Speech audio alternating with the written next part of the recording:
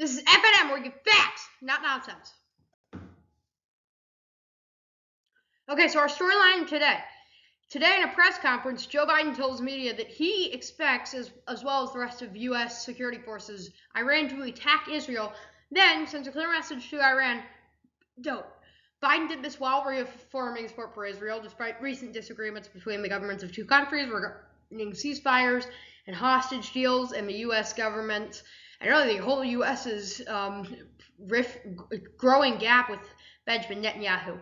Biden said he needed to be very careful not to reveal classified information gathered by U.S. national security operatives while waiting for an imminent attack.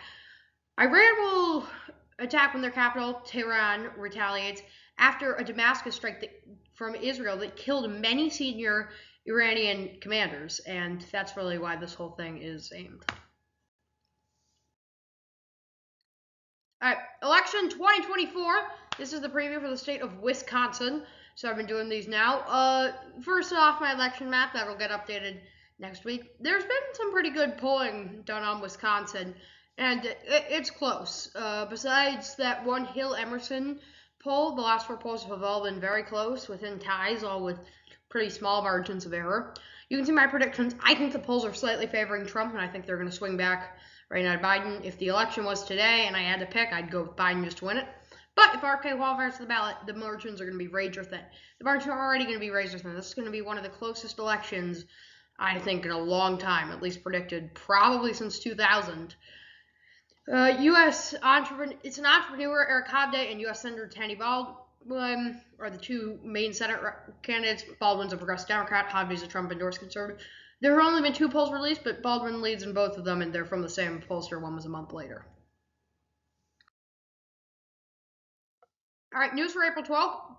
Joe Biden wiped out $7.4 billion in student debt today. It's part of Biden's plan to just continually cancel student debt. This is after the Supreme Court denied a Biden plan with debt of over $4 million of debt relief last year. The White House now says that it has relieved debt for 1/10 of Americans that suffer from student debt relief. Over $150 million of student debt has been relieved, almost half of the original plan. Over 43 million Americans have student debt, and over 4 million Americans have seen their student debt relieved under Biden plans. Meanwhile, Speaker Johnson and former President Trump are holding a Mar-a-Lago fundraiser tonight. This was Johnson's idea. He's doing this especially after a $50 million Mar-a-Lago fundraiser last week to bring huge cash sums for House Republicans, something that Kevin McCarthy was quite good at.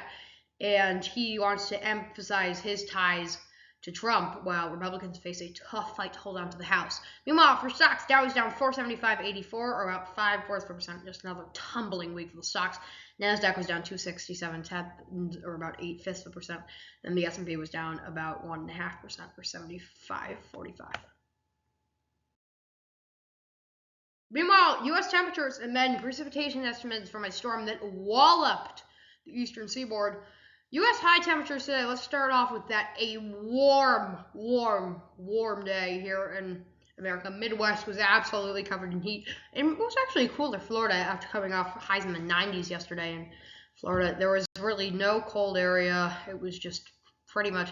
And there were still some lingering effects from some downpours really last night. Severe thunderstorms rattling some of the mid-Atlantic.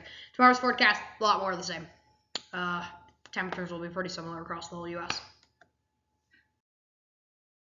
This has been FNN, where you get facts, not nonsense. Thank you for watching.